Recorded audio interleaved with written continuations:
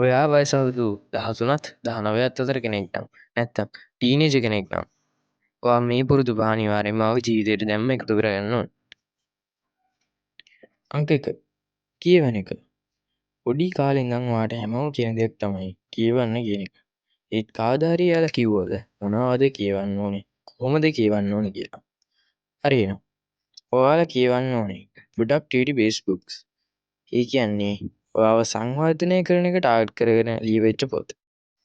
Time management ගැන, financial habits ගැන, ඒ වගේම ඔයාගේ මනස ගැන ලියවලා තියෙන පොත් වෙන්න පුළුවන්.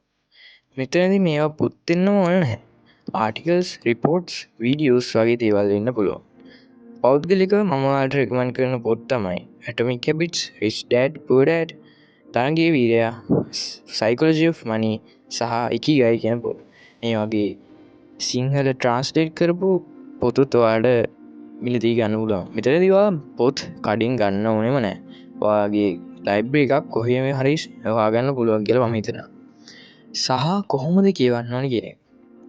ඔයාලා කියවන්න ඕනේ ඔයාට හිතුණ දවස්වල හිතුණ විදිහට නෙමෙයි. ඔයා ඒක දවස් ගානකට බෙදා ගන්න ඕනේ. පෞද්ගලිකව මම සාමාන්‍යයෙන් දවසට පිටු 5ක් තමයි පොතක කියවන්නේ. ඔයාලට පිටු 10ක් කියවන්න පුළුවන්, පිටු 5ක් කියවන්න පුළුවන්. දවසට පිටුවක් කිව්වොත් කමක් නැහැ. ඔයා එච්චරම ගොඩක් බිසි කෙනෙක් නම් කොහොම හරි ඔයා වෙන්න ඕනේ එකම ටයිම් ෂෙඩියුල් එකකට කියවන එක. අංක 2 වර්ක් අවුට් කරන්න. මේ වයසේදී ඔයාලා අනිවාර්යයෙන්ම කරන්න ඕන දේ තමයි එක්සර්සයිස් කියන්නේ. මෙතනදී ජිම් ගිහින් ඇඟ හදාගන්න කියලාවත් බොඩි බිල්ඩර් කෙනෙක් වෙන්නවත් නෙමෙයි මං කියන්නේ. මම කියන්නේ ඔයා ෆිසිකලි වැඩක් කරනවා කියලා ඔයාට දැනෙන්න වැඩක් කරන්න. push ups, sit ups, squats වගේ සිම්පල් හෝම් වර්කවුට් එකක් වගේම ස්ට්‍රෙචින් එක්සර්සයිසස් ඔයා කරන්න. මොකද මේ වයසේදී ඔයා mentally strong වෙන්න ඕනේ. ඔයා mentally strong වෙන්න නම් ඔයා physically strong වෙන්න ඕනේ. අංක 3 සේවිංස්. එහෙම නැත්නම් ඉතුරු කිරීම. මේ වයසේදී පුරුදු වුණොත් ඔයාගේ අනාගතයම ගොඩ.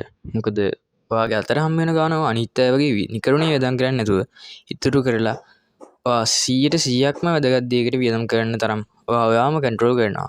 ඒ කියන්නේ ඔයාට හොඳ සෙල්ෆ් කන්ට්‍රෝල් එකක් හැදෙනවා වගේම හොඳ ආර්ථිකයකුත් බිහි වෙනවා. අංක 4 working on a skill. මේක ඔයාගේ daily habits වලට එකතු කරගන්න. මේකෙදි කියන්නේ ඔයා තෝරගන්න ස්කිල් එකක් හිමින් හිමින් දිගටම පුරුදු වෙන එක. මොකක් හරි ඉන්ස්ට්‍රුමන්ට් එකක් ප්ලේ කරන එක, රූබික් කියුබ් සෝල්ව් කරන එක, චිත්‍ර අඳින එක වගේම එඩිටින් වගේ ස්කිල් එකක් මේකට තෝරගන්න පුළුවන්. ඔයා මේක හරියට කරොත් ඔයාට ටික කාලයකට පස්සේ මේ ස්කිල්ස් දන්නේම නැතුව පුළුවන් වෙනවා. මේ වගේ ස්කිල්ස් පුරුදු වෙන එක ඔයා අනාගතයට කරන්න හොඳම ආයෝජනය වෙනවා. අංක 5 සින්දු අහන්න. සින්දු අහන්න පුරුද්දක් විදිහට? ඔව්. ඔයාලා නොහිතන ප්‍රයෝජනයක් ඒක තියෙනවා. ඔයා ඉස්සරහව සින්දුවක් මතක් වෙද්දී ඔයා ඒ කාලේ කරපු කිව්ව දේවල් ඒ විදිහටම දැනෙනවා නේද? අන්න ඒක නිසා ඔයා දැන් පුරුද්දක් විදිහට සින්දුව ඇහුවොත් ඔයා අනාගතයේදී අද අහන සින්දුව හරහා ඔයාට අද දැනෙන වයිබ් එක ඒ විදිහටම විඳින්න පුළුවන්. ඔයාගේ ටේස්ට් සාපේක්ෂ නිසා අර ජාතිය සින්දු අහන්න මේ ජාතිය සින්දු අහන්න කියලා මම බල කරන්නේ නැහැ. මේ පුරුදු බව ඔයාගේ ජීවිතේට එකතු කරගත්තොත් ඔයාගේ ජීවිතේ ලොකු වෙනසක් විඳින්න පුළුවන්.